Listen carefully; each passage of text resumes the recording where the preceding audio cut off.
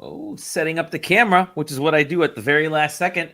And we're live on the Side Quest, a very special, heartwarming, look at me, my hands are in the way, heartwarming, beautiful, wonderful edition of the Side Quest. I'm Dolly Domofsky, one of your hosts. To my left, Zach Quest. That's him. And then to my right, over my right shoulder, right there, Taylor Bliss, Dally, the one and only. Is that you? It's me. Oh, the one and so only good to see you again. Taylor Bliss of the SideQuest podcast. It's him, everybody. I'm back again. He's back again, hosting the SideQuest podcast. Hey guys, it's been a week, and it's only been a few days since we last recorded, but it's been a week. Feels like it. It's only Wednesday. Listen, anytime there's a quarterly quality Nintendo Direct, you don't really need much else in the week to probably fill your time. I guess so. Realistically. Hope you guys are having a beautiful, beautiful day today. Pretty good. All the snow melted outside finally. It's nice. It's like in the 40s over here, so it was here too. Yeah. Hey, nice. Same here. It's in the 50s, so you know. Yeah, you get those 50s, you lucky bastard. Well, we got a lot to talk about today. The Nintendo stuff. We're going to do a special SIFU review. We got our friend of the show is back. We're going to dive into some news. A couple quick hits right now. The first bit of news was Microsoft trying to lessen the impact of any was it SEC, whatever. I don't know what it was. Taylor, explain it, bud. So basically, we all know Microsoft is in the current proceedings to acquire Activision Blizzard King for $70 billion-ish, the largest gaming acquisition of all time. Second place was like, what was the Take-Two Zynga one? Yeah. Which was anyway, before. Which was 10 days earlier and like 1/6 the value. Anyway, Microsoft, long time antitrust circular. Microsoft got busted for antitrust way back when for Windows and Internet Explorer back in the early days. But anyway, so they are expecting heavy pressure. They already know it's coming. Anybody that's like, I don't know, Microsoft's going to see a lot of pressure. They already know it. They're going to get it. Yeah. Anyway, so one of the things that they put out today was literally titled "Adapting Ahead of Regulation: A Principled Approach to App Stores." So, on top of expecting regulatory pressure from antitrust. We'll see if somebody actually files a lawsuit there. That's going to be in the future, but it's probably not going to happen. This is not going to be an NVIDIA ARM deal, which recently just broke down, and now ARM. I'm just going to quick segue. ARM is going to get $1.2 billion. SoftBank, who owns ARM, is going to get $1.2 billion because the deal fell through. That's it. They just get $1.2 billion just because the deal didn't go through. Anyway, so that one was being there was a lawsuit against that acquisition. That's probably not going to happen here. But yeah, so one of the things Microsoft is doing is setting out a kind of mission statement for what they are going to do to just be a better player in the multi-platform space for app stores. Windows hosts probably the most amount of app stores of any platform out there, considering easily, when you think about you've got, just thinking about it, you've got, the Windows Store, the Epic Games Store, Steam, Ubisoft, EA, Epic Games, all of those technically count as app stores. And so what they're out here to say and do is basically that if you push your stuff on Microsoft Store, we're not going to force you to use our in-app payment system in order to do that. So as in, you can sell through the Microsoft Store and not require subsequent payments that take place from from a game launched in that store to use that pay checkout system. This is kind of a direct line to what was happening with Fortnite and iOS and the Google Play Store. That's where we see that nod. The other big thing was they don't require developers in the App Store to provide more favorable terms in that ecosystem compared to other ones. So basically, there's no incentive of publishing your game on the Microsoft App Store compared to other app stores. So those are the things that matter for developers and for antitrust stuff. But they also do a blurb at the end, which is, the one thing that everybody's come out about is, where's COD going? Where's Call of Duty going to end up? Is it going to be on Xbox exclusively? So they make it pretty clear here. They're going to work with Sony and whoever else they have a contract with for the remainder of those contracts, and we're also they plan on taking it past those agreements. They said that explicitly, beyond the existing agreement and into the future. That's so that Sony fans can enjoy the games that they love. And then they also say that they're interested in doing the similar thing with Nintendo's successful platform, if anybody can manage to get a 800 gigabyte game to run on the Nintendo Switch. But yeah, I mean, that's kind of the roll up here. It was a really long write up to say we're going to do as much as we can to not make our native Windows Store incentivized compared to others that are run on the Windows platform. And we're also going to make sure that COD stays on PlayStation. That's kind of the grand summary of the whole post. Then there's just a bunch of other kind of like semi-legalese blurbs about interoperability and stuff like that. So yeah, I mean, trying to get ahead of it. Yeah, it shows more about where they are in their expectations on how the regulatory process is going to go. And it's a bit of a PR response because of Call of Duty. And yeah, I don't know. It's more than what I necessarily would have expected about it. Same here. Wasn't expecting anything really. I think it's smart for them because there's been a lot of articles and things recently saying like, this is why this is bad. This is why this shouldn't happen. Like, we don't know this, blah, blah, blah. People's kind of, adding to this, like adding fuel to this fire. And they're just coming out here and like taking control, saying like, no, this is what's happening. Here's this. There can't be any random stories about us that aren't true that could get taken out of context and we could get in trouble. Like, here's everything. Leave us alone. Like, that's kind of what this is, which is good. Yeah, that's super smart.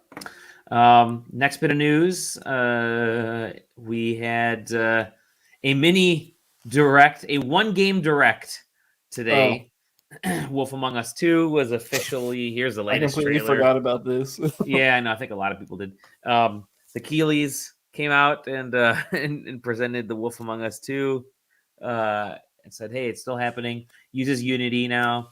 You can definitely tell the graphical changes, from what it used to be to what characters can. All right, quick and guess. When did Wolf Among Us come out? What year? The first one? Yeah. I want to say 2013. 2011. Dally. Nice job. What month? What month? Well, yeah. It was it still a episodic? Was it episodic back then? Yeah. Oh shit! Yeah, you're right. 5 episodes. It was actually the first episode was in October. Yeah. Oh shit! All right. Wow. All right. God, Dally's a gamer, dude. For sure. I was such a gamer. I don't know any trivia, so the one time I was right. The Wolf Among Us, I think, is the only Telltale game I played every episode front to back on. It's so good. Pretty good.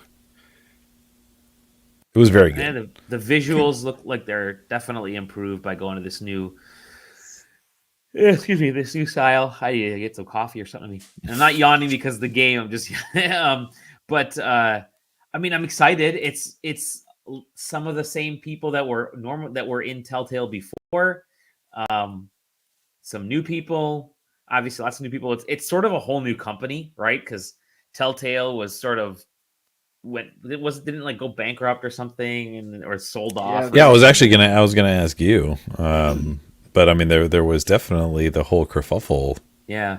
They crunched their workers to death and everyone left. Yeah, exactly. Yeah. It was a whole... And and now they're making a bunch of games because they obviously they debuted the Expanse game at the Keeleys. There's another game they're working on besides this one. So I think they had 2 games at the VGAs, right? There was something. I think Saga would make a good little. Saga would make an awesome one. Yeah, it would. Well, anyways, 2023 on a bunch of the platforms, all except for one platform that wasn't listed on there, and that was Which Nintendo. was? Nintendo. Interesting. Nintendo Switch which is funny because those visuals don't look like they're like super heavy or anything. It's very stylish, but so I was thinking.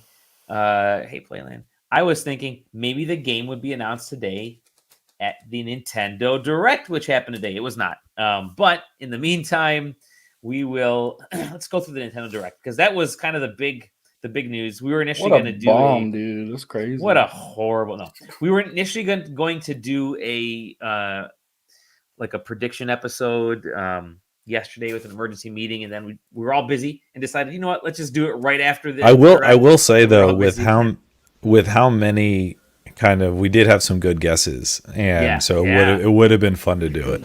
I will say it's really so. Before we get started on this, we have been making some very great educated ass guesses with all kinds of shit in the gaming industry. We said Sony would probably pick up Destiny or Bungie because it seems like the best option.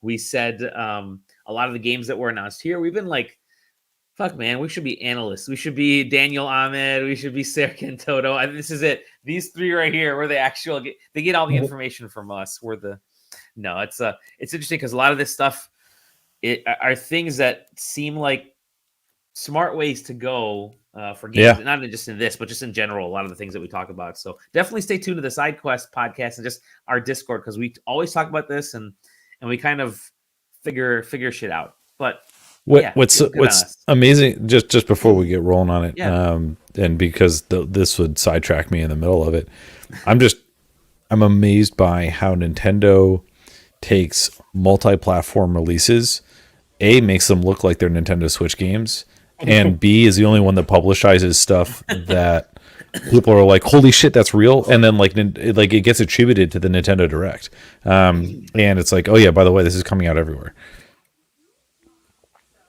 Yeah, and we're gonna hit a few of these as we go through. Yeah, exactly. And it's like those commercials when you see Madden. On the Super Bowl, you're gonna see Madden. It's gonna say Xbox. Xbox, right?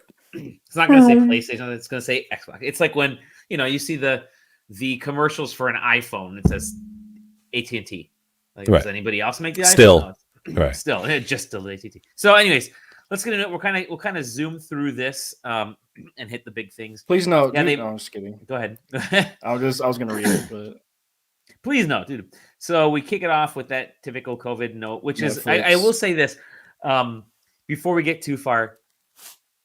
A lot of these games were probably meant over the last couple of years, and because of COVID, they're now getting pushed out. You're seeing this.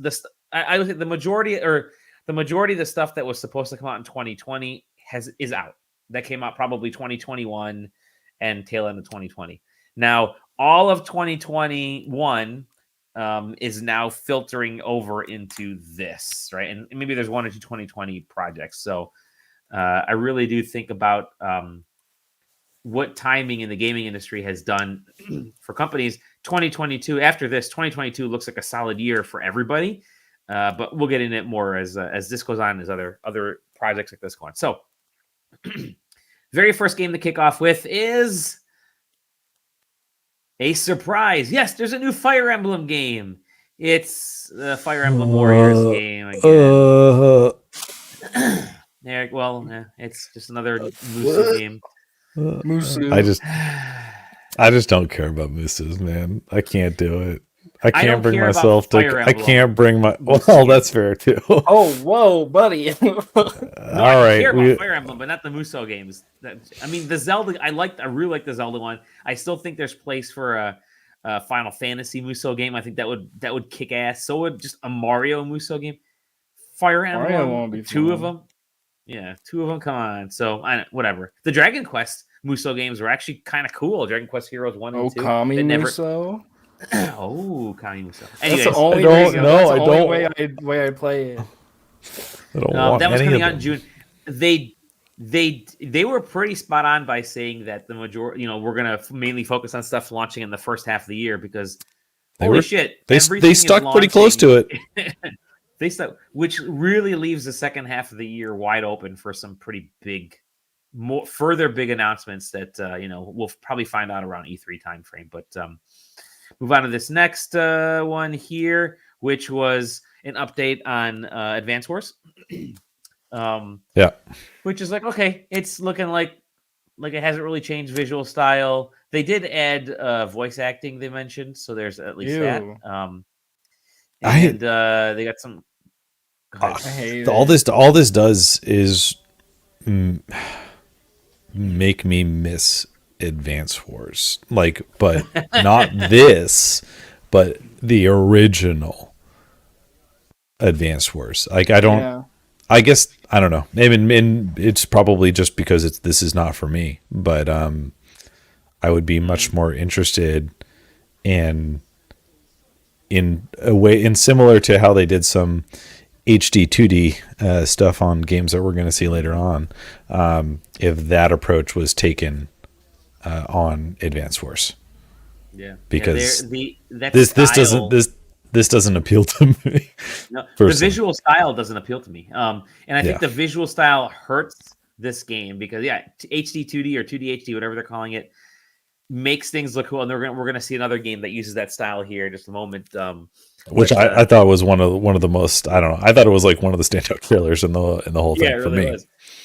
This was surprising. We thought this was going to be Cloud. I think you even I do. The first thing that I said when I saw I saw those icons, I was like, No Man's Sky. I was like, all right, where's the cloud? Cloud identifier. the Cloud. But no, but No Man's Sky is also one of the. I'm assuming they're going to make a customized texture pack, lower res textures to send down to Switch, keep the file size a little bit lower.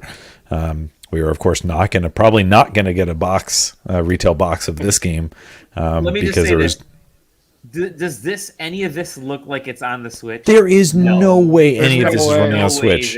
It's going to look worse, and the frame rate is going to be lower, 100%. Yeah, like Pokemon Arceus. I can't like this. That looks like it's from the Switch. This looks like it's from the Switch, yeah. But Yeah. the exterior stuff, No, that's definitely not. walking around. Like- Yeah, I mean, I don't know. I'm gonna be thrilled to follow the release of this, just because I'm fascinated. I mean, even though No Man's Sky is a little old, all things considered, like I don't think. I mean, I can still make it chug on my desktop machine. If pretty they're able easily. to pull this off, if they're able to pull any visuals even remotely like that on the Switch, you can bet that the Pokemon folks it makes them look even worse. I was really excited about this because I've been looking forward to a brand new Mario Strikers game for a long time. Freaking love the Wii game, Strikers Charged. So I will say, bring it. I had a moment. What, Battle League? Battle something. I had a moment when I was watching this trailer that made me feel really reminiscent of watching the Pokemon Arceus trailer, which was when they go into the these stylized moments. I was like, I just want a game that looked like this the whole time. Yeah. And then it goes back to like the normal 3D models, and I was like, kind of boring. Right here, there you go. Kind of boring. Yeah. Like all of a sudden, this is like less interesting to me. Yeah, I think so too. Mario Strikers is fun. Mario Strikers is freaking fun. If you want a game that looks like that, there was Mad World on the Wii, which was like a first year game or something, or a year and a half. Yes, I remember. Was that cool graphics? such a bummer they haven't re-released that game. But that was actually a really cool style because they knew you just can't do it on the Wii. Can't do anything Yeah. Super Is it a platinum game? I don't remember. Yeah, I think it was a platinum game. Might be, yeah. Mm. But yeah, this it's kind of cool. You can actually improve stuff Yeah, on it's Mario on the platinum. characters now, which you could do that really before. So, one thing that is kind of interesting is there's this whole hyper strike thing, that's kind of cool. You can score a couple goals. Orb. We talked about the orb. They talked about the online stuff, which is sort of this club based online thing. So the club sounded really cool. I will say. Yeah, and you could better believe that there'll be a bunch of us from side questing starting up a club and just trying to get club side questing all the way up there, which could be a pretty neat thing. But yeah, you're just kind of playing up against all the other clubs. You're racking up wins. You're trying to score whatever online points are going to be, and then you go from there. I think it's a cool idea. By the way, doesn't that look like a Photoshop ass filter that they threw on? Like they just hit the posterized filter on Mario. But there's a lot of stuff in this direct. If it got leaked, I've been like, oh, that's funny, haha. Like there's a lot of stuff in here. By the way, they have full on made Rosalina like an actual Mushroom Kingdom character because she's in everything now. Yeah. But see, you're right. I love the way that looks. It looks cool. Again, I don't know. I thought it looked really cool. You have a bunch of games coming out in June now for Nintendo, and it's very packed first half. Let me forward this up a little bit here. You had this Splatoon, which we knew. I mean, this is one of like the surefire ones, right? This is one of the things that we knew was going to get shown here. Yep. And we knew it was, the game we said it was going to come out this summer because Splatoon 2 came out in summer of 2017. And it is a great game for the summer. I mean, it's a perfect launch time for that frame. I mean, listen, they know the target audience for Splatoon. Yeah. It's kids that are in school. You release a game for kids that are in school when summer comes. That's just the way. That's just the way it be. Especially Japanese students. Yeah, exactly. Oh, yeah, and Splatoon is one of the bigger multiplayer games in Japan. It still sells well. Splatoon 2, but this is the Salmon Run, which is sort of the co-op online mode. You're facing off co-op PVE online mode. Yeah, exactly. PVE online. It's actually a lot of fun. It's really fun. They call it a job because you're supposed to collect these golden eggs and you can trade them for gear and stuff like that. But that's just kind of cool. The boss designs are kind of neat, but yeah, we're gonna definitely hear more about this. Probably, I'm gonna assume something around May, some time frame, because the game will release in July, probably end of July, like they released the first or Splatoon 2.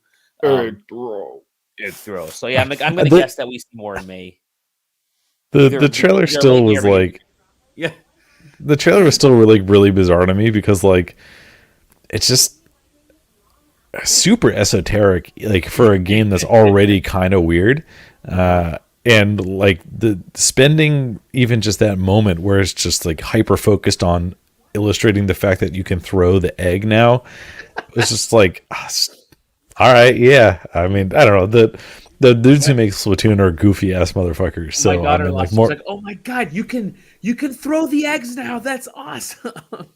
That was an issue because you will lose your freaking eggs when you're trying to get back to that home base. But so yeah, Salmon Run, next wave, cool. I'm looking forward to it. So that now we got the co-op mode figured out. We got they mentioned some of the single player and some of the multiplayer stuff. So yeah, like I said, we'll probably hear more about this.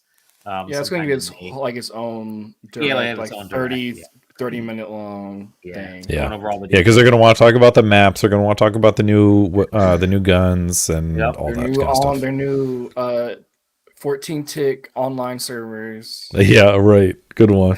And then this popped up. We're like, what is it? We're trying to figure out what this. Yeah, I was wondering. I was like, oh, they're putting Titanfall. Yeah, and they're like, oh shit, front mission. So yeah, front mission's coming out early. Fucking crazy. It's kind of nutty. It's kind of nutty. There were rumors of Front Mission being remade, and again, I don't know if this is coming to other consoles. It didn't. I don't think it said exclusively to Switch. So I haven't received any PR to anything else. But again, Nintendo sure as hell makes it sound like it's just coming to the Look at Nintendo these console. menus, dude. They're so sick. Look at that. They just kept Well, them so- like how they look. Yeah, so what's cool to me is when a game like this is being redone and they do a really strong mix of like, I mean, the portraits look like, because this was originally PS1. I think so. Yeah.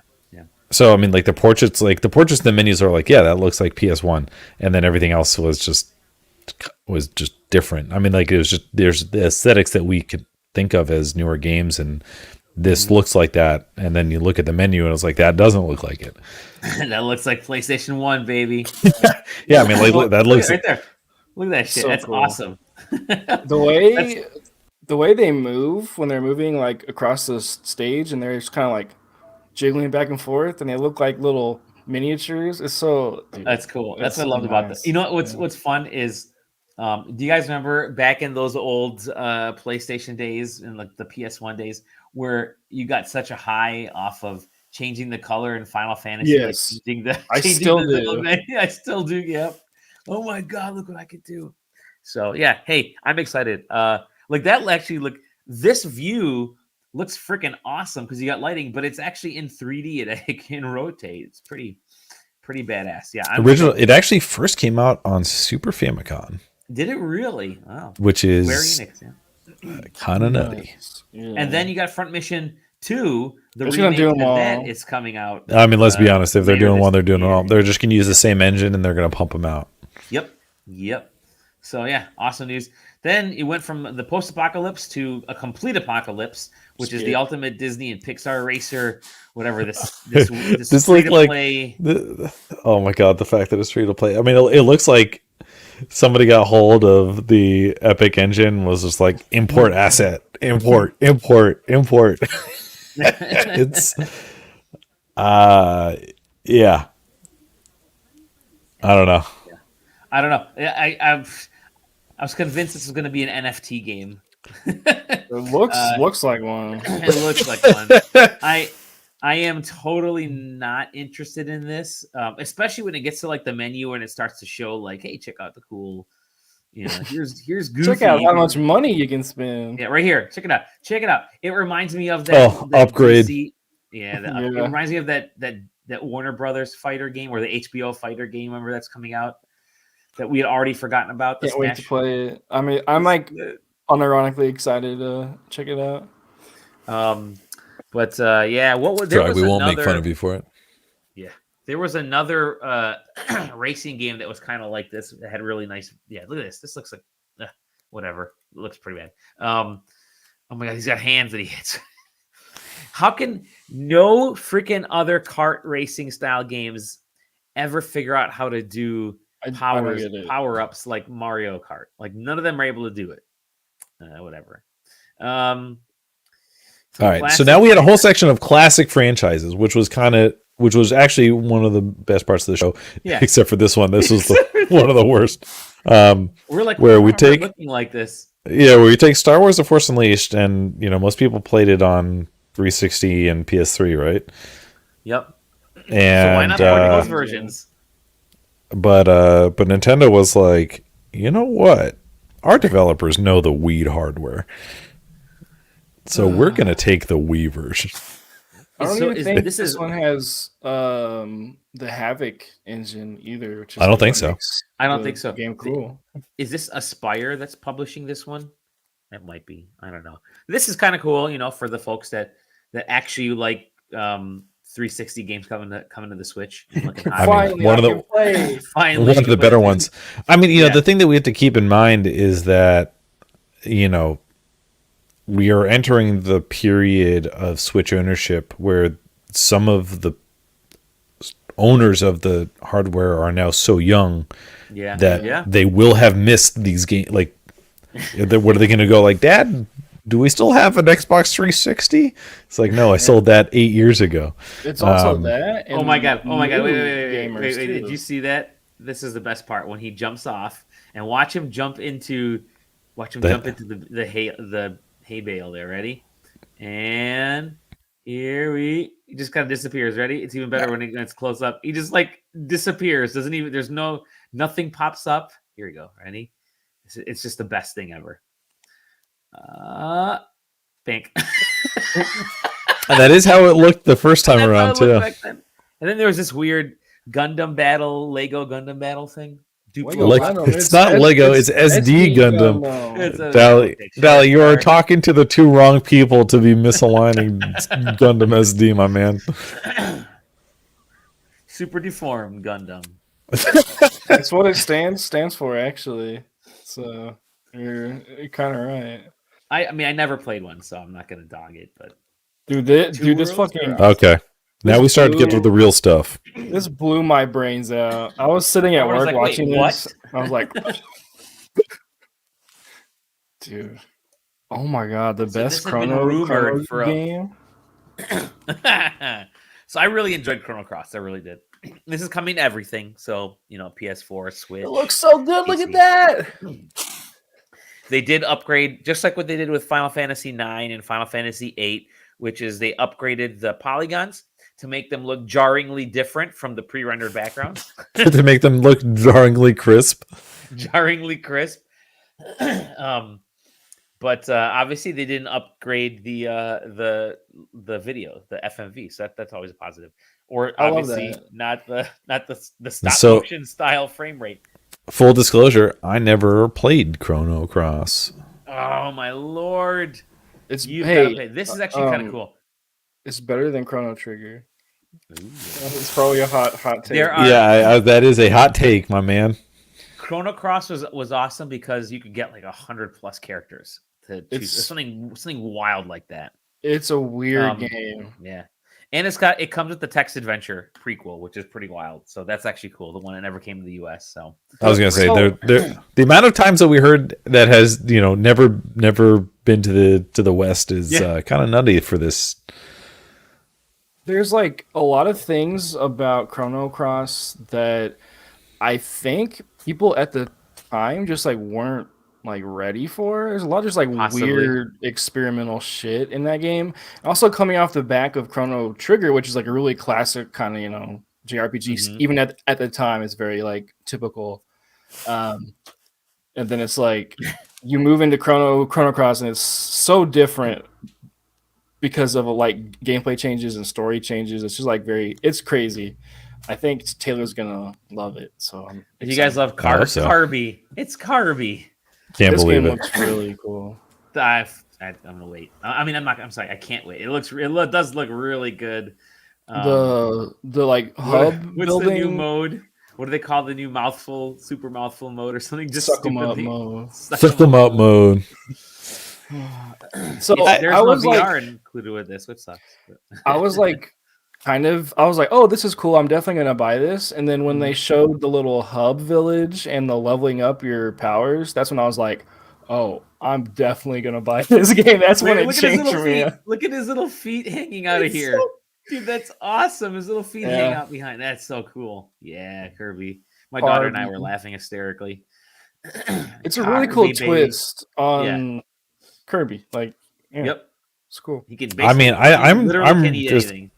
I'm really, I'm happy for them that they learned so much from Ball and Wonder World.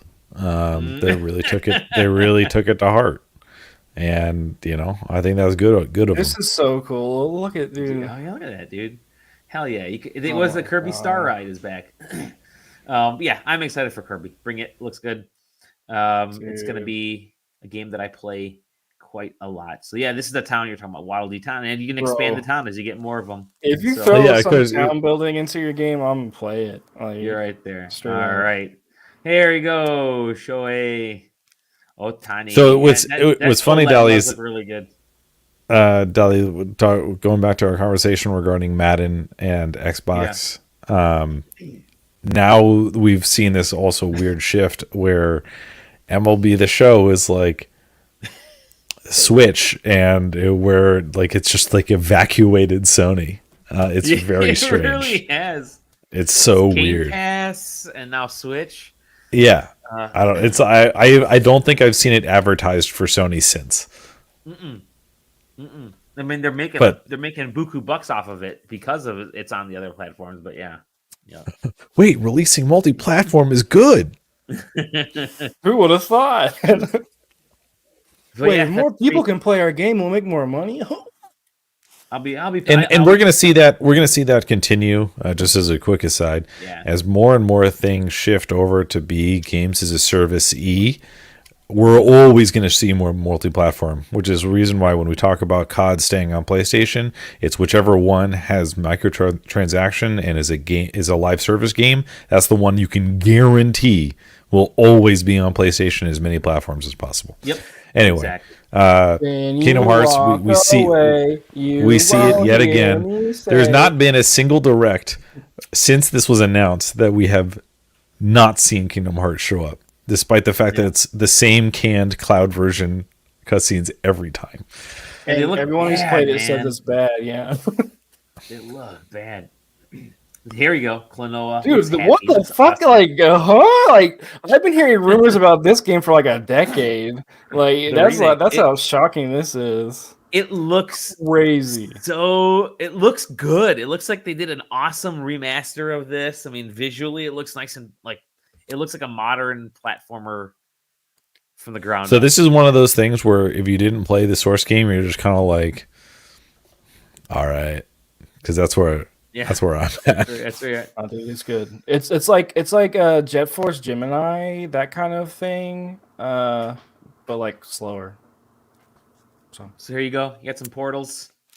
Enjoy. Yeah, Portal 1 and 2. Kind of weird that it actually wasn't already there. Just I don't know. I gotta wonder like why now, but like whatever. All right, sure, why not? You know what? Cool. It's just crazy to me that this is what Valve is bringing this, the companion collection. You know, a Valve logo on the Nintendo Switch. It's just so crazy to me. It's not the Steam Deck. Really weird. But then anyway, this one of the real crazies of the day. Timeline. Somebody posted. I was like, "Oh, was it you or somebody was like, oh, Dragon Quest?" I'm like, "Wait a minute, Dragon Quest doesn't have like." So what I saw here when I saw this kind of the pseudo isometric, and I was like, "Was there another Octopath style game that's coming out?" Right? And I was like, "Okay, I guess they're making another game." And because I've never looked into Live Alive, I had no idea who the fuck any of these things were. So I'm just like, all right, I guess we're doing another 2D HD game. Sweet. Yeah. So the main complaint HD 2D. Okay, that's what it is. Okay, yeah, sorry, main complaint with Octopath that everybody has, where it's like all these stories are like not connected. Yeah. This game, the stories are connected. So yeah, this one actually works. Well, and what's even better about it is that like. You can kind of already I already get the feeling from watching it.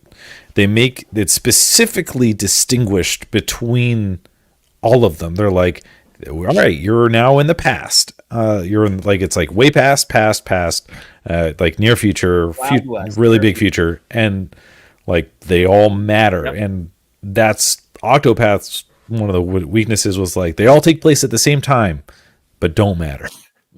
Don't matter. And also each character has their own combat system in the way you play the game, so each time you play a character is completely different.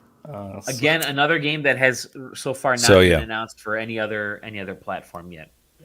So interesting. So I wonder if, because those are both Square Enix games, Front Mission and Live Alive. So did Sony or did Square Enix and Nintendo do some hashing out of some agreements? No, I could see that. Yeah, because they still have agreements with Xbox and Microsoft. They still put their games on Game Pass. But then they the Final Fantasy 12 is no longer in Game Pass for a time. Yeah, for a time. It's always a time thing. Switch Sports. We were waiting for a Switch Sports game, but here's the funny thing. You get 3 of the sports now. You get maybe 1 in August. You're going to get 1 or 2 in October. And then in March of 2023, we're going to actually send the ball is going to appear in the games when we let you download that part. Really weird. I mean, we've it's no longer a coincidence Yeah. that this is how Nintendo has chosen to do things for many of their games. They have decided that the way that they are going to maintain interest in those games and theoretically sales is by drip feeding certain contents and making it very publicly clear that that's how they intend to do it. To me, this game should have been on the Switch Online. This should have been that, hey, you're going to get this game and you're going to play Switch Online, because they really talk about the online aspect of this, and it comes as a part of your subscription to the service. I think that to me could have been fine, because then at least you can just throw tennis out there initially, or bowling, or chambara, or soccer, just kind of put them out one at a time and keep letting it grow out throughout the year. I think that could be a much better way of doing it than these not me's here. I don't know. They what happened to the me? The me's are still cool. Like why? I mean, I still made one to use my Switch. I got mine. It's sitting in my Switch, just like waiting to be used. That was part of the awesome aspect, the social aspect of Wii Sports, was that you could create yourself, not just you're playing the sports with motion control. That was only a part of it. It was that you were yourself, or you were Jesus. Everybody made Jesus. Yeah, you got to make your dumb avatar and then play the game as your dumb avatar. I will say that's a pretty cool shirt that the dude has. So I'd gladly grab one of those. But yeah, you could make the avatar do whatever you want. You can't do it in this. It's like, hey, here's 5 different color hairstyles, 5 different faces, 5 skin colors. Oh, there is a me there. Shirts. Was there a me there? Yeah. Oh, there it is. There's a me right there. Okay, you can use the me's. You have to assume, right? About that. Yeah. Why did they talk about? Why wouldn't? More? Are they worried that the younger Switch players don't associate Mii's with it anymore? I don't know. I don't know, because it's almost impossible to find the Mii maker within the Switch. You have to kind of into it. So you'd think that was more in your face, but anyway, we'll pass. Motion control still in there, but frankly, it doesn't look as interesting as the novelty's gone. So it's like okay. But you can strap it to your leg. Yay. I already do that for Ring Fit Adventure. Thank you very much. Thank you very much. And then, this is actually kind of cool. Just the next... I already own that game. Drum Master. The new... Yeah, I literally have Taiko no Tatsujin from the previous one, and it's still kind of a bummer that you get worse songs. Which, however... our Wii music, our worst Nintendo Direct, I said Wii music could get even more...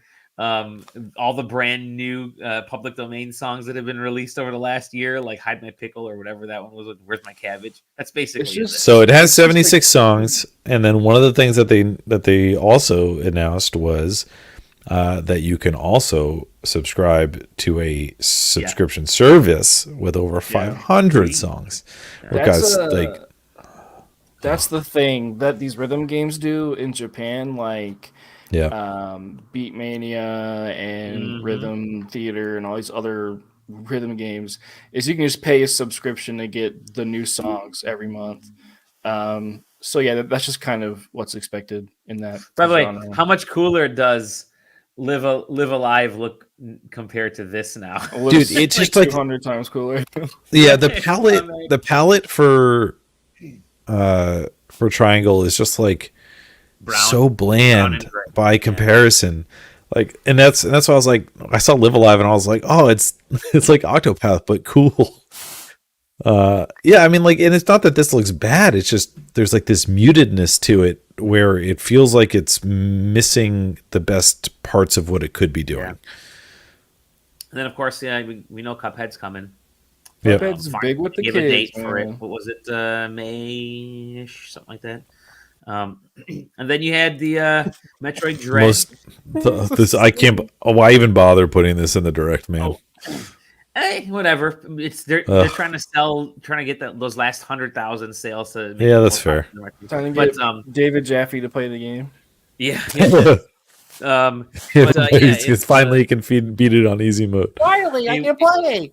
It's one hit It's just insane. I don't think I'll be able to do the one hit. And then you got the baby ass Rookie baby mode. also known as Game journalist mode. Dolly mode, who can make it all the way to the final boss and not beat him. That boss is hard. That boss they just That showed boss with the is tail. Oh my Yeah. god. But I figured that boss out, but the end boss is the one that I couldn't. Anyways, that The last boss boss is is very difficult. last boss is very difficult. You really need to have enough of your shit piled up and ready to go. All right, something And down for here Nintendo we Switch go. Online. No one thought this was actually look at us going crazy for an old ass game that you can already download on the Wii U and the 3DS.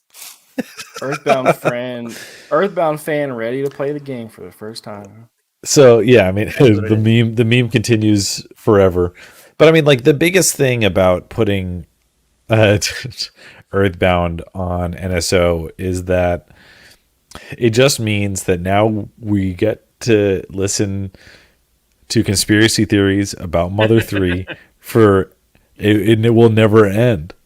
It will never stop. It really doesn't make any sense why that game isn't out in America Yeah. at all. That game has officially been translated by localized. Nintendo. It's been localized. Like, what's the holdup, dude? Like, Wait, why did they localize it if they weren't going to release it? good question, Taylor. Why don't you find the answers? Because nobody knows. Get to work.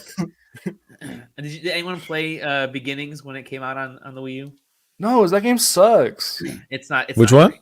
great. The first Earthbound, Beginnings. Yeah. Earthbound. Oh, It's just, it doesn't look good. Yeah, it's it just doesn't. like They like were an kind of old trying to. Fantasy Star kind of game. They were trying to figure out what to do with that game, that first game. And I think Stinky. when the second one, when Mother 2 came out, they said, "Okay, now we have an idea of what to do." All right, and then we just got like assaulted by like a bunch of stuff all at once, and Apple Arcade games. oh yeah, I mean, I was like, all right, zombies don't care about the game that they show after this. I was like, okay, this I'm interested in actually, It's already but out. this is definitely going to be a multi-plat game. We reviewed it. Yeah, it's been out for like months. A year. Oh, has it? Yeah. Cool. Yeah, It's I a think we reviewed it Konami for game, SideQuest, dude. Yeah. Konami doesn't make video games. What are you talking about? That's their latest game. It's a remake. Never heard of this thing. Lego Brawls. What is it? Is this their version of Smash Brothers? I don't know. Kind of looks like it. Yeah, it looks fun. Ooh. 2 Point Campus. Yeah. These games are cool. Yep. These 2 Point games are fun. I've heard a lot about them. I have no idea. I've never touched one. But You get to build a hospital or like build a school, like run it. Simulation games. And then we get I don't the really Mario remember. movie trailer. No, just kidding. All right, But what snap. was next? This is Mario Kart. We're Oh, bringing okay. all. Oh of yeah, the- all right. It's time to talk about business, baby. All right, everybody here has already played Mario Kart. Everybody on the planet owns Mario Kart 8 Deluxe. Yep. Which is why we need you to give us more money to play more Mario Kart 8 Deluxe. Yeah, I mean, this was like Nintendo was like, listen, we all know that you're done playing Mario Kart 8. We all know that you want Mario Kart 9, which is why we are releasing more tracks for Mario Kart 8. Baby. They got games from new courses from the mobile version that I play on the Turlet. Is courses they got in there. 48 more courses, man. So what's interesting to me is that they basically admitted that Mario Kart 9 is not coming before 2024. Or when they announced, probably. Well, more realistically, but it's definitely not coming before 2024 because they are making these courses through 2023, and it costs 25 buckaroonies. Mm-hmm. $25. This is the point where you start to think, okay, now I may start considering that Nintendo Switch Online boost or expansion pack thing, because we mentioned, if you start including your DLC packs in there. Well, hold on. if you start including your DLC packs on there for all these games, and you have enough DLC packs coming on there, then it could be a legitimate for the hardcore Nintendo fan. It's a legitimate way to get more of those same Nintendo. All right, maybe if they added the Wii Sports extra packs on That's there, what I'm saying. You add that on there. Yep. And they say, All "Oh, right, and now- one more thing." Shit All was right, crazy, now dude. here's the big thing of the day. At first, you're like, what is this? At first, I thought And it was then another Fire Emblem game. I couldn't tell. And then you see, then you see that. everybody carrying glowing swords Tron, and giant like- robots, and you're like, oh my god, I'm in a Monolith they did it Soft again.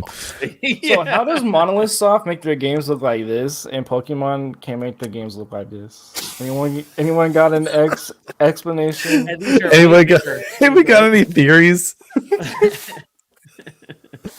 And their games run well. So. Yeah, I mean, Xenoblade Chronicles 2 was pretty smooth. Yeah, it was. It really was.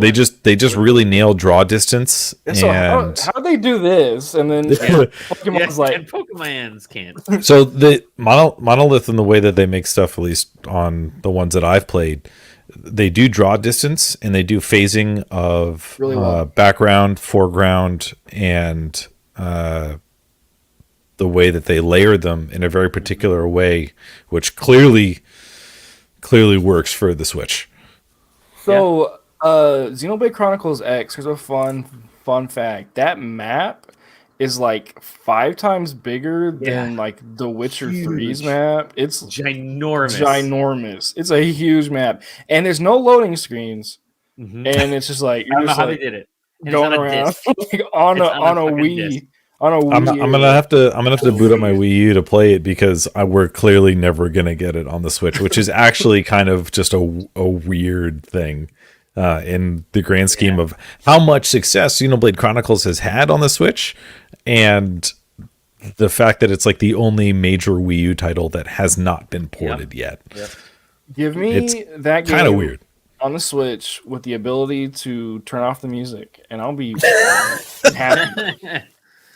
Give me a music slider, and we're kind of in. Yeah. Hey. I got that was a cool game. Chronicles X was awesome because it came with that black like Wii U case. It was like all the black background and stuff. It was awesome. The special edition, and that was it. Cool. A lot of See you, Dally. It was good to Bye, talk to Dolly. you as always. Don't worry. What happened? Defaults over. Hey, you probably clicked the button, but that's okay. Hey, Because it's just I'm the host here. Well, I'm a dumb. You're the host now. All right. I hit that. Shut down the wrong thing. Anyways, a lot of stuff, and will we get a new Punch Out eventually? Probably. It's Although speaking of the one of the big missing guesses was new ARMS game that did not show. Yeah, because it's just weird to have an Edge magazine cover with arms for whatever reason. Showing up. No, that was an older Edge magazine, but still, yeah. There's a new they're working on the new one for sure. And like I said, this is just the first half stuff. Xenoblade Chronicles 2 was September. I think that was the furthest out thing they showed. Before then it was Splatoon, which they said summer, and everything else was like through June. When did Xenoblade 2 come out?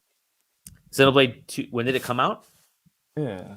Xenoblade 2 came out September of 2017. Dude, what the fuck how are they pushing out these games, dude? They have multiple teams at Monolith Soft. They've got to. Because that year after, they created the Torna, like the second side. Dude, and the Torna DLC was like 1/3 of the whole game. Yeah, I mean, but compared to like Xenoblade Chronicles 2, but it was like 1/3 to 1/2 of that whole thing, just as like here's your side DLC, have fun. Yep. You're like, okay, I didn't expect like the whole thing. Really good. This was the kind of direct where they said, you know what, we pulled out a lot of older games that you weren't expecting, so here you go. And I think that lit a lot of people up a little bit. I think people like Live Alive, Xenoblade 3, what was it, Front Mission. So these, Front Mission, Live Alive, they're not these giant AAA blockbuster games. They had shit. Right. Chrono Cross, this remaster is not a giant AAA blockbuster game. It's a great game. Trust me. You and I are gonna be definitely playing it. But they were able to kind of pull these games out and say, by the way, here are some really fun, awesome, smaller-ish games that you're gonna be playing over the next several months. Nintendo just has that ability. I don't know, last year they released Moon, the RPG. That's a game everyone's been, not everyone, but people have been wanting for a long time, and they were able to have Tim Rogers do the script for it, which is even crazier.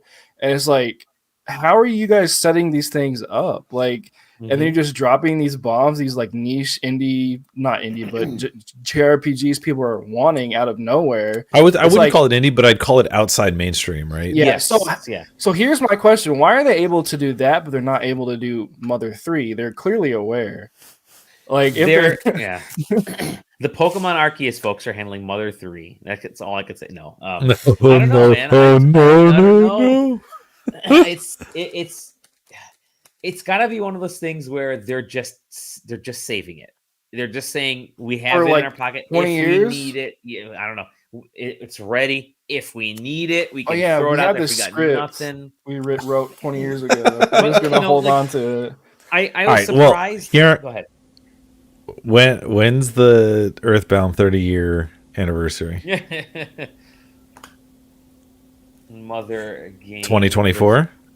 The first game in the Mother series came out in why does it say the first game in the Mother series? Mother 2 was okay, so we're already past that. But Earthbound came out. We're coming up to 35. Earthbound came out. Yeah, you're right. It was Earthbound came out in 94. 94, and then Mother 3 came out 12 years later in 06. So it's surprisingly it was 2006. I'm surprised.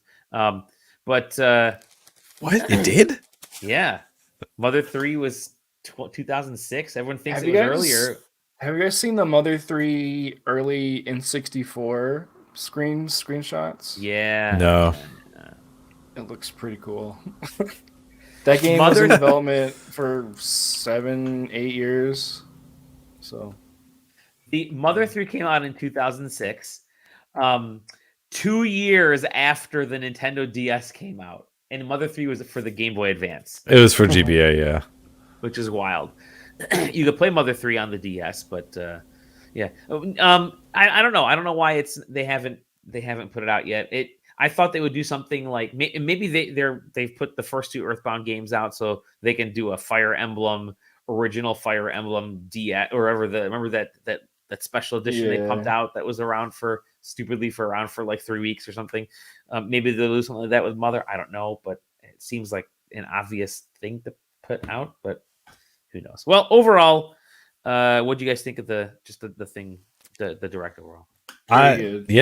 I mean, it was weird because it was so easy to forget about the things I didn't give a shit about and hyper focus on the weird, because like I was interested in Xenoblade Chronicles 3 and the esoteric remix, and there's just it's kind of a weird one, but then it's very easy for people that are like, I'm here for the just Wii Sports 2 and Mario Strikers, even though that's not what I'm there for. So there was a lot of bases that they were able to cover.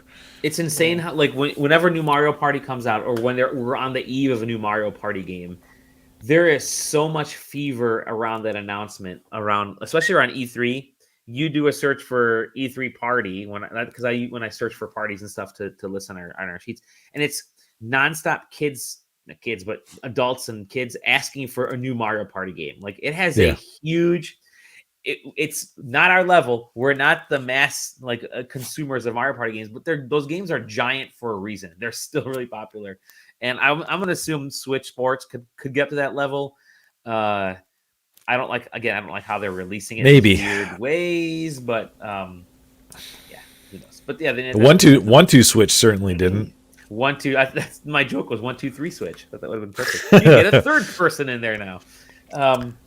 But I think it was to me it was good overall.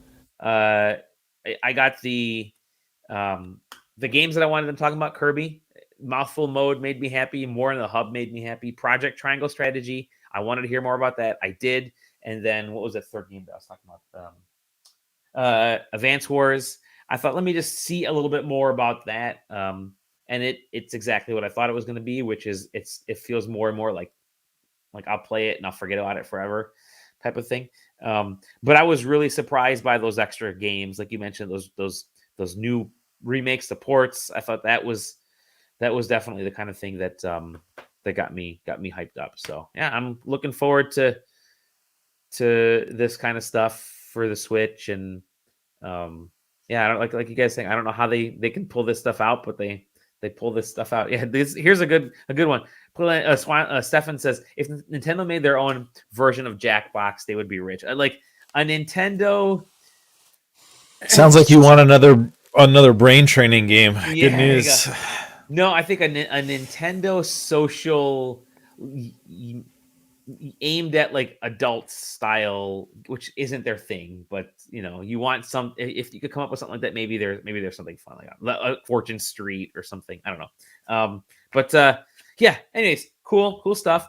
We're gonna go into what we've been playing. Zach went to let his doggies out. Taylor, do you have anything that's anything different that you've been? Okay, we're gonna finish with you, Zach, with SIFU. But Taylor, what have you been? Yeah, I mean, not a lot's changed. I beat Monster Hunter. All right. How long did that take you? I'm not sure because I left it running so much. Okay. The official in-game clock was about 165 hours, but that's hyper inflated. I really need to reiterate that there was a lot of start the game in the morning. Not realize I had left it running all day. That happened there, but yeah, I hunted all the monsters that are in the game. I finished the build for the weapon that I used, and that's the first time I've ever done that for a Monster Hunter game. What weapon? The sword and shield. Nice. Yeah, it's kind of it's very cool. I can see the appeal now where I couldn't before. And it's one of those things where when you know what's there at the end, like waiting, the earlier parts of it seem much less contrite because that is what it feels like when you're playing it, and you don't know what's coming. Because I was just like, all right, I guess we just keep doing this, and then all of a sudden it becomes such a different beast very quickly, and you're like, oh, okay, and then it keeps going. So it's almost like it's weird because it's a hard bait to take unless you know what's going to happen when you get reeled in, which is kind of a weird design choice for a game to make, but it works.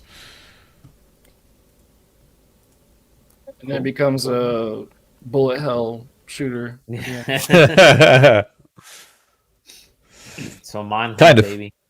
Monhunt. All right. Well, if that's it for you, then yeah, I got nothing else.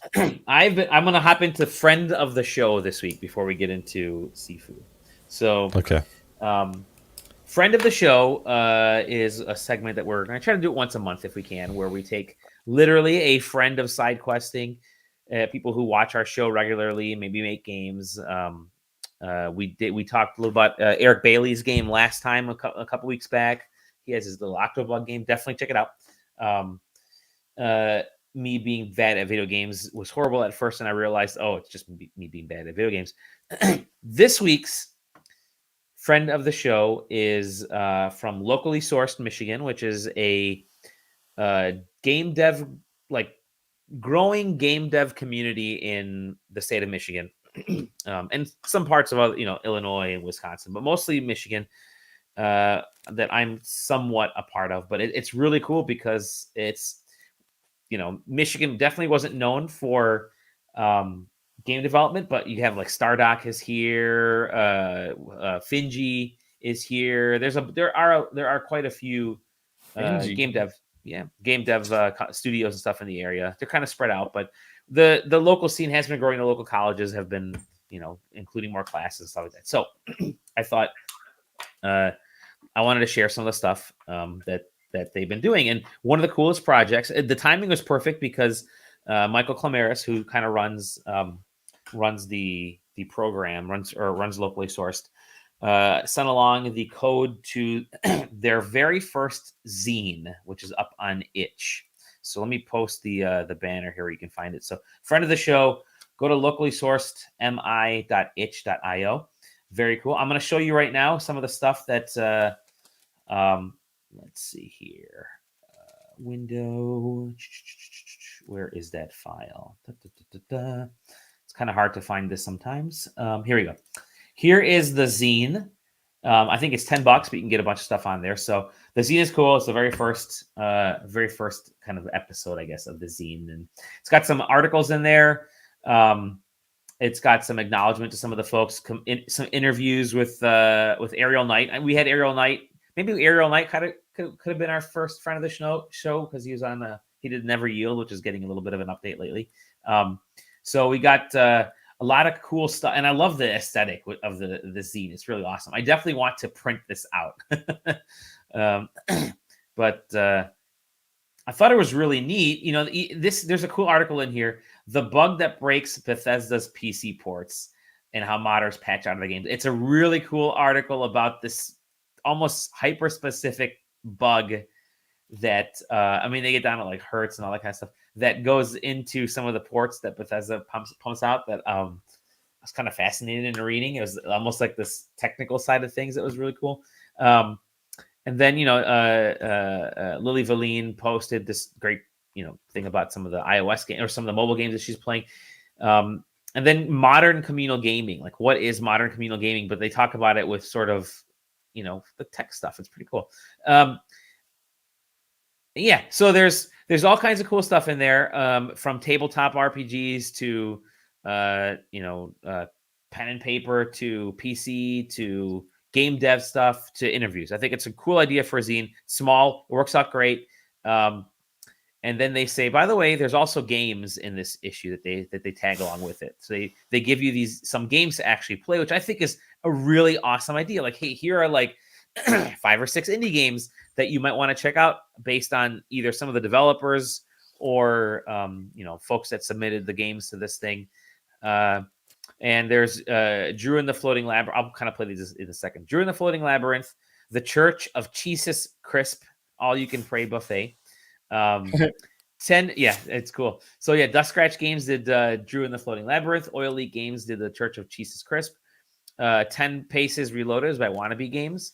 Pear Monsters and the Haunted Escape Room is by Moon Metro Digital. And Sacrosanct is by I think Faishan Wayan. I think that's how it's pronounced. So it's really cool. Let me minimize that out of the way here. I'll stop sharing that so I can share the actual games in this case. I just wanted to kind of showcase some of these a little bit. So the Church of Jesus Crisp is pretty cool. I don't know if I could turn the audio off here. Let me change the size of this.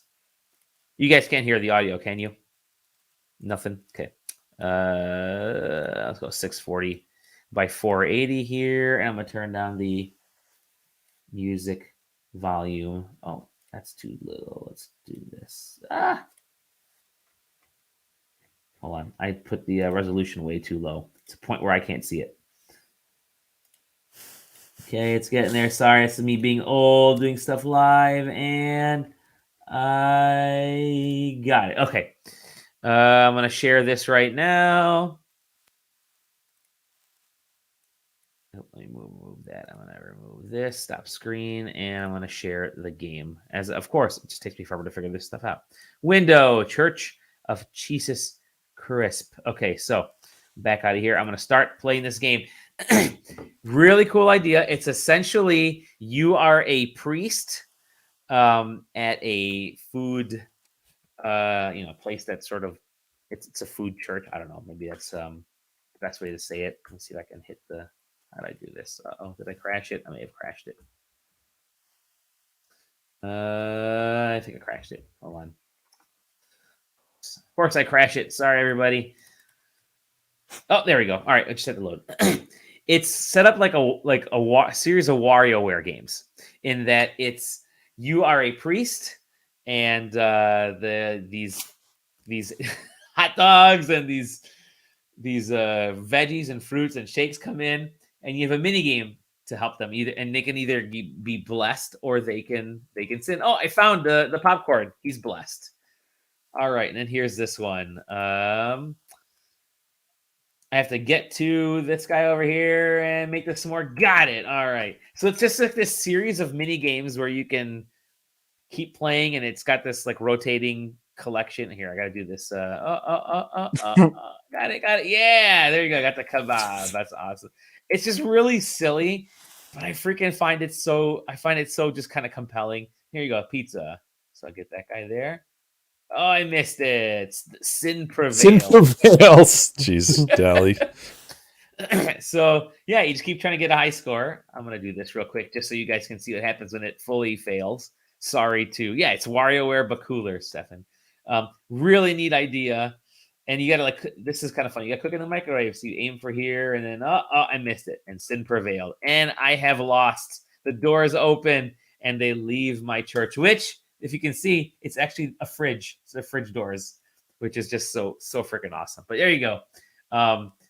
Church of Jesus Crisp, cheesiest on highs passages, saved 3 parishioners. So that's pretty cool. Surprised by how much I giggled at playing that game. And then there was, let me open this one, Drew and the Floating Labyrinth. Neat idea in how they actually rendered this game here. So I'm going to show you real quick. I am a fan of platformers. This game is a platformer, but it's a hand-drawn platformer. Duster Master Games. All right, so I'm just going to select, start moving here. So I use the mouse to kind of rotate. Anywhere there's a color on one of these blocks, let me zoom in here. It's really kind of a cool hand-drawn effect to the character. I find that really kind of awesome. But yeah, you see the green square there means that I can walk. Something's going to appear that way. Check it out, which means I can go this way and this way, and then I make it here. Bam, level 1 done, and it goes to the next level and kind of goes on from there. And there's like all these like puzzles and stuff along the way. All these are short games, so it's not like they take too long to complete. But yeah, it's just kind of a cool little game. Let me do 1-8 so you guys can see this one real quick. But that's in the middle. What do I do there? I jump. Check it out. I jump, and then I realize, okay, I got to get to this spot over there. What would I do? Well, I can. There's no color cue there, but I can. I can die. You missed. I can die. I missed. Oops. But anyways, cool. Another cool little game there.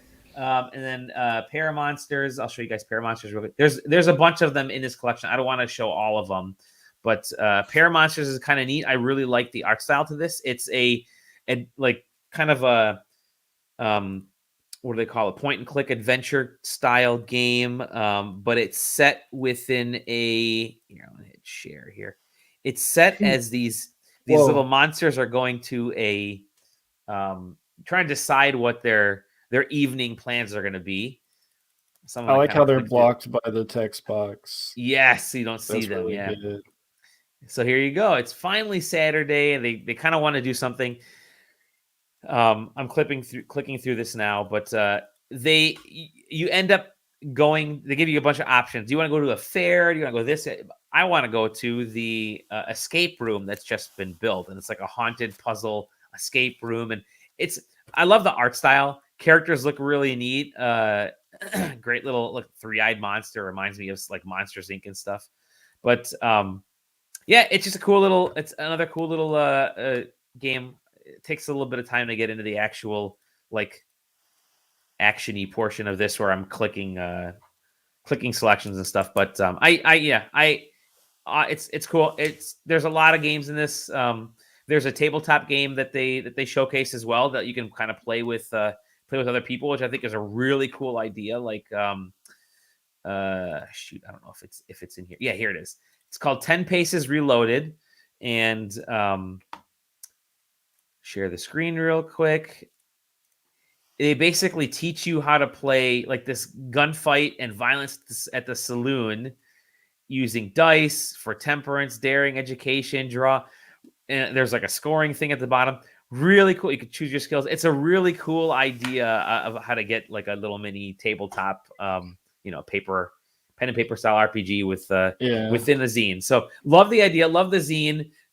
Thank you to Michael for shooting this out to us. Again, you can check them out at locally sourced mi.itch.io. They have a great Discord that I'm a part of at locally sourced mi. Or maybe it might just be locally sourced on Twitter, but yeah, totally worth it. Definitely check them out. Thank you to Michael for sending it along, and definitely, yeah, it's cool. It's just always fun. Love this kind of stuff. If you want to be a friend of the show and you've been working on a project, let us know, because we'd love to have your stuff on there. And I know there are folks within our Discord working on little games for the Playdate, which I think is a cool idea. So yeah, totally worth. Maybe we'll have some of their stuff on there too. Last but not least, the moment you all been waiting for. Forget the Nintendo Direct. Forget Monster Hunter. Forget indie games. It's time for SIFU. Zach, tell us about SIFU. Okay, I have a question. So if I show the game, are you guys going to be able to hear audio, or is that just not going to happen? Only if you select to share the audio. Cool. Okay. So I'll just start. I'm going to share my screen first. I'm going to drink my Truly. Share system audio. Well, I won't share system audio yet because they might hear double, right? Yeah, so let's just do this first. So, okay. Can you guys see my screen? Okay, so this is how I'm going to do these. So, SIFU is a really interesting game. It takes this cool idea of like a kung fu revenge opera and just turns it into a video game, obviously. But the devs, they have this documentary they released about the game that they talked about how they wanted to make a kung fu game where it had real kung fu, like based on a real fighting style. So instead of it being like something like this, or like this. They actually mentioned nothing like Jet Li. They wanted it to be Bak Mei is what it's called. But when you look up Bak Mei on Google, you get this guy. But Bak Mei, if you go over here, it's a very aggressive pinpointing style of kung fu. So it's really fast and like really pinpoint precisions to hit and to hurt your enemy. And it even mentions SIFU right here. Bak Mei style kung fu was used as inspiration fighting style for the video game SIFU. So it's pretty cool. It's a very Chinese martial art, obviously, but the guy who they got to do the motion capture and everything for the game is this dude from France. He was training to be a kung fu guy. He was training some style at like the age of like 14 or something. And him and his dad went to China, and he found a master in Bak Mei in China, and he dedicated his whole life to that style. So he is the master of Bak Mei, considering outside of China. He's the dude that you go to. So they strapped this dude into a motion capture suit and made him do like 200 different animations and moves and stuff. So that is kind of the basis, and the weird intricacies of the game, I think, is important to understand how the game works. So SIFU is a game that's like really dedicated to its systems and its mechanics. It's very focused on animation style combat. So for example, you could be fighting a guy and you can like kick them and they'll slide, and they could slide into a chair and trip over the chair. So it's things like that you need to be aware of during a fight. That's like really cool.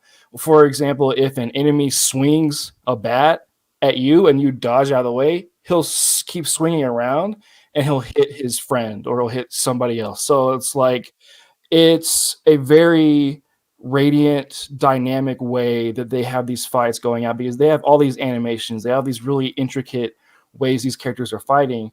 And each time you go into a fight scene, it's completely different just according to how you play it out. So it's really cool. But on top of this, they have this paranormal element where every time you die, you get older. So you'll die and you'll age up 1 year. And there's a counter, has a skull, has one. If you die again, counter goes up to 2. So that 2 is what your life increases by. So it keeps going up by how many times your life increases by and how much older that you get. So SIFU isn't like Old Boy, but technically it is Old Boy because you become an old boy at the end of the game. It's kind of like the Raid. It's kind of like John Wick. It's kind of like Only God Forgives, all combined into this painterly style thing. So what's really cool is the game, when you die, you age up, which is a cool mechanic in itself, but where the game encourages you to, like how it encourages you to be better or to try different things is by having skills and things that you can only unlock at certain ages. Like under the age of 25, you can unlock this skill. Under the age of 40, you can unlock this skill. But as you get older, your power goes up too. So there's this weighing of like, do I want to be more powerful and lose health, or do I want to have this certain skill, like my weapons can last longer or my defense is stronger? And then they allow you to reset your runs. So you can go back to because you started at age 20. So you started at age 20, you can reset the whole run and start the game from 20. So your mission is to try not to die before the age of 80 and to kill 6 masters who are basically this story is really simple. A guy kills your dad and you want to get revenge, and there's 6 kung fu masters who are part of that guy's like squad.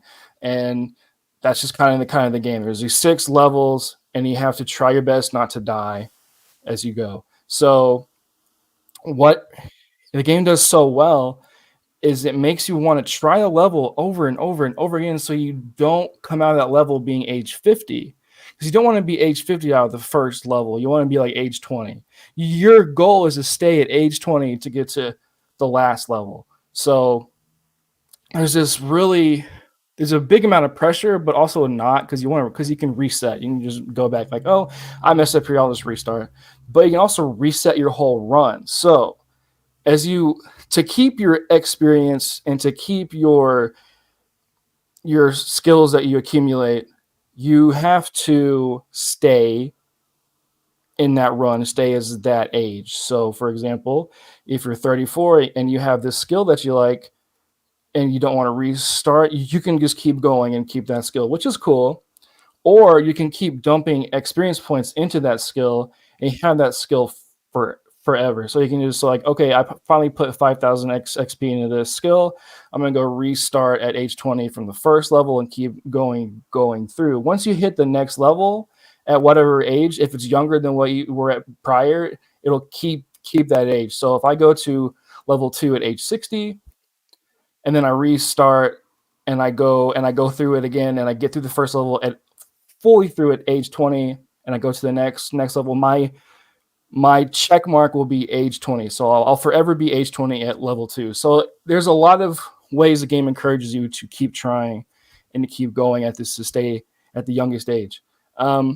It's very cool. It's a really fun way to put a twist on the like roguelike genre, because roguelikes are kind of like you die and you learn, you keep going, you die, you learn, you die, you learn. And this is like, let's tie in kung fu and training and this revenge story into this roguelike style, which is a really cool way to like reinforce kung fu, like because you need to train at that and you need to get better and better. So while you're learning kung fu as the character's training, you're learning and you're getting better at the game, and it's reinforced by the roguelike elements and everything as you keep restarting, going back and forth and figuring out what's best. So it's really interesting. It's such a fun game to play. I've played the first level maybe like 30 times just because I was trying to hit that, like, I'm not going to leave this level unless I'm age 20. And I hit it.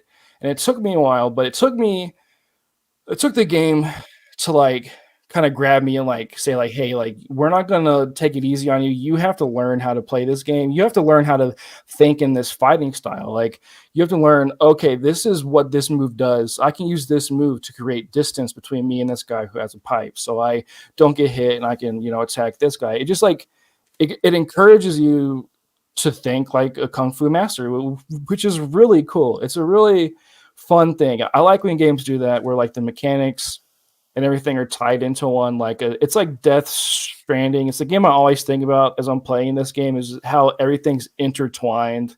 Like as I'm playing Death Stranding, I'm thinking, how can I make this route as quick as possible? Like how can I become the best courier ever? And this, I'm like, how can I figure out which way is the most efficient way to take down this guy in this fight? Like, do I go at this angle and kick him into this chair so he flips over and he hits his friend staggers, and then I can go in for a kill? Like, what do I do? It's just so many different situations that I'm thinking about. It's just really, really fun.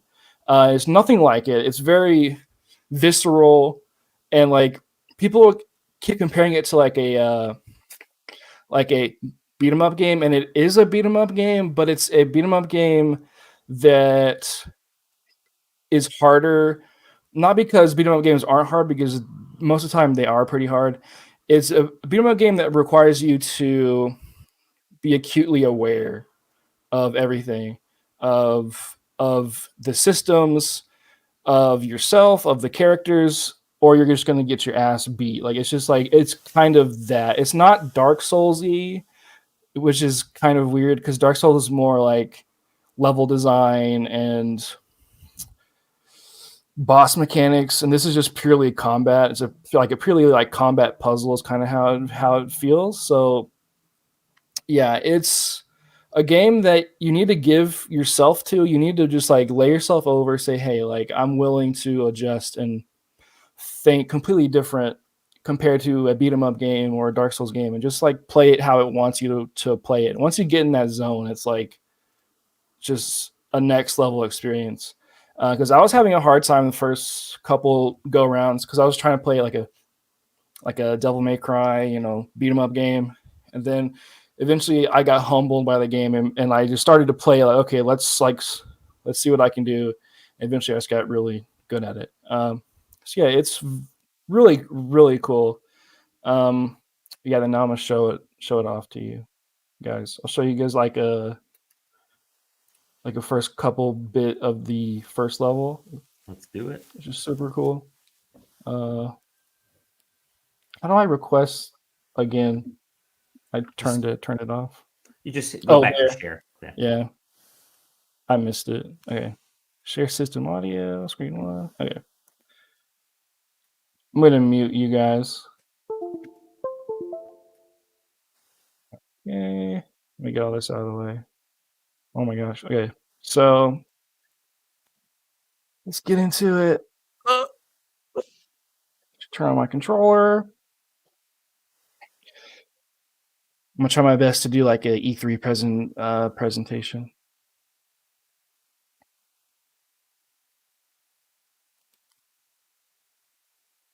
I will say they do have the game originally, when I was reviewing it, there was Chinese audio that not available yet, but they have it available now, and I wish it was available when I was playing it, because the English voice acting is kind of bad. Okay, so I'm gonna give up. So I'll give up this run, go back to the beginning. Here's like the main screen. Wuguan is like the temple that you live at. This is where your family's based at. And that's you're training and hitting stuff. It's cool. Okay. So it's just kind of like your hub, but you want to go in here, and the squats is the first level. This is like the first dude, like the guy who kills your dad's like gardener or something. Like he's like a kung fu artist that you want to go and kill. And this is where the game really shows you like this is like hey, this is a aesthetic, this like painterly claymation kind of. It's I don't know how to explain it besides claymation painterly look, but it's really good. Yeah, so fuck off, which is not Chinese, but hey. So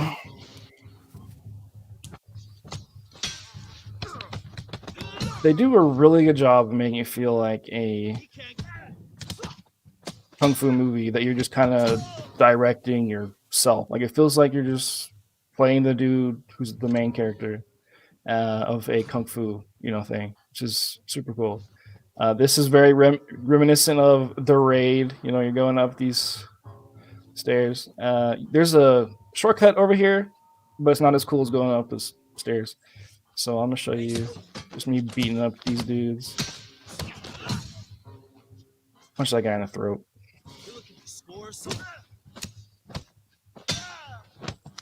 Oh.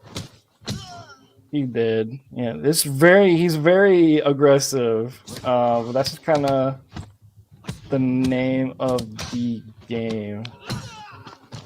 It's really fun to beat up dudes. It feels good once you get into the rhythm. It's like, dang, like look, I can grab bottles, throw it at that guy behind him, and just break that dude's leg. It reminds me of like every. And then, oh yeah, so there's these 2 meters, right? There's a yellow meter above them and above me. It's kind of like Sekiro's stance meter, like you build it up and you can break into their defenses. So both of you have those, so they can break your bar just like you can break theirs. And once you break theirs, you get a little combat like thing, and that'll give you health back. So during a fight, you want to break their stance, and you want to do the little Y. It's called like a YB pops up, and you just do that, and you get health back. So that's the only way you can accumulate health back in this game, which is really fun system. He's gonna throw a bottle or try to. There's that. Okay. See this? Get my health back. There's a guy behind me. He's gonna have a bottle. Dodge it. Ooh, he hit me. Okay. Yeah, it's like really cool how varied the animations are. This is my favorite part of the game, actually, right here. It's an old boy homage here. Very fun. Let's go to 2D, picking up pipes. Oh.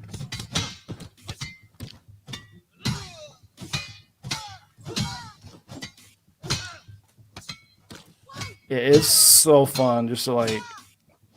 And I was talking to Taylor early. I was like, I don't know if the game got easy or if I just got better. Because I know for sure they did patch it before the game went live to the public. One of the bosses is considerably easier. So okay, yeah. See, she just broke my stance and screwed me up. So here's your little. These charms kind of represent your, aging. You get 2 chances per charm, and once they break, you're kind of like the end of your rope. So you get like 8 or 10 tries, I think, is what it is. And on the right, you got your XP to use and give away, and you can like unlock them multiple times to get them permanently. So there's a lot of things in here that you might want to get. I don't want anything, so I'll just go back. And then your age goes up. Boom.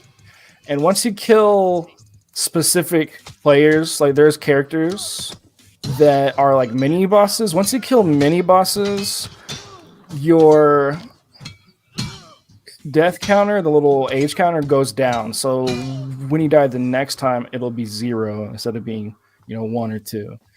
So you want to make sure you're being smart about what fights you pick or how aggro you go during certain fights. It's a really cool system. That dude always throws his phone. It goes like really high each time. That's the first time that guy behind me has ever like not thrown a bottle. So I'm kind of curious why he didn't do that. So you can grab weapons like a broom, bottles, pipes, and beat the shit out of people. I could go through. So if you go through here, there's going to be a big fight, but you can also go through like a alternate path over here and take down these dudes who would join the fight, right? So it's just fun little ways you can find ways to make the fights easier as you go through. This is usually how I go through, and then these two are gonna get mad. They got a bottle, yeah. So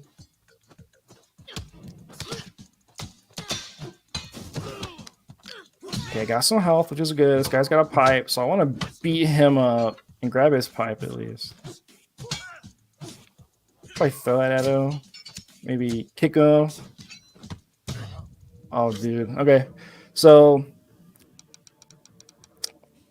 let's see. We're almost done with my little demo after this fight. But this is what SIFU is, It's... I'm like, okay, I clearly, should have dodged when I tried to parry. And yeah, it's just a constant. And they do really cool things with changing the landscape as you fight. They have like little like transitions that are really like paranormal, like weird transitions they'll do where the level just changes out of nowhere. It's really cool. Yeah, so these dudes who glow gold, sometimes during big fights, dudes will just like be like, I'm not gonna go down. I'm gonna fight you. And they turn gold. Oh, so you just fuck me up. Here's another cool thing. You can hit pressure points. And so there's certain skills you only get certain ages with certain pressure points and a bunch of other things. Yeah, so the pressure point system is like kind of not really an afterthought, but something that you only use like when you're in a pinch. Like, okay, I'm about to get fucked up, so let me just like poke this dude in the eyes or hit him in the leg. But yeah, and here's like this. Let's see, I think this is dynamic. Yeah, this is dynamic. All these things people can break and trip over. It's just really cool. This chair specifically, I love kicking dudes into it and it'll just like fall back. Yeah, it's just super fun. Oh yeah, one last thing. These little jade statues are your like bonfire checkpoints, basically. And you can spend your resources here, like your age. Like, oh, your weapons will last longer here. Or the structure, which is the little bar at the bottom, will regain quicker.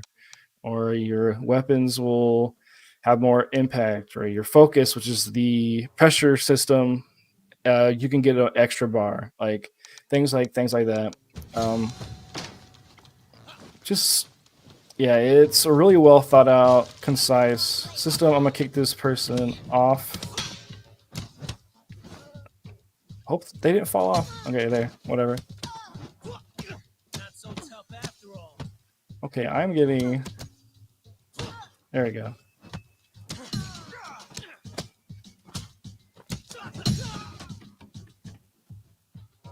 And that's SIFU. Definitely really cool. Now let me get audio back so I can hear y'all. Okay.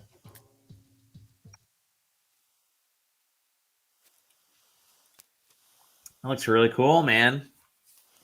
It's very good. I 0 out of 10, you died. 0 out of 10, you did. I don't know. Like sometimes I do really good, and sometimes I do really bad. That's just kind of the balance of it. I guess the only like negative is it's locked on the Epic Game Store. That's kind of the only negative on PC at least. So it's that and it's PS5, I believe, right? Yeah. But definitely pick it up if you want to be challenged by a video game. But yeah, there's nothing like it. This is kind of one of those games. So and PS4. And PS4. Yeah, no, the action movie style battle sequences. Like I mentioned it, you probably couldn't hear me, but I brought up there was one sequence where you're kind of right before you go through this hallway that it reminded me of that really famous Daredevil scene from the first season where he's like beating people up from it's like the one continuous shot, which I absolutely love, and I've always wanted to play a video game like that, not live that in real life, but play a video game like that, and it partly seemed that way. It does a lot of things where it's just like, oh, like I've seen this before. Like, oh, it does a really good job of like getting those feelings out of you. Because I mean, like playing a game is really fun to be like, oh, I've kind of wanted to beat dudes up in like a nightclub. Like the second spot is a nightclub. There's like heavy bass, is like John Wick, neon lights, and like it's crazy, but it's like they do a really good job of evoking those feelings of media you've seen before, but it's not like in a way where it's like eye-rollingly like, oh yeah, I've seen this before. It's like, oh, this is cool. This is from old boy. I've always wanted to be in the hallway fight from that movie. Like it's fun. And you get your ass kicked a lot. So SIFU. Very cool. Yeah. Cool. Awesome. Well, thank you, Zach. Thank you for that presentation. Zach, you wrote a huge actual accompanying review of it, which we'll clip the video from this and stick it up on that review. That way there's a much more concise version of what I just said. There you go. Well, SIFU it is. And that is it for tonight on the SideQuest. We've had a very, very rowdy, not rowdy, but very feature-packed show. A lot of great. It was robust.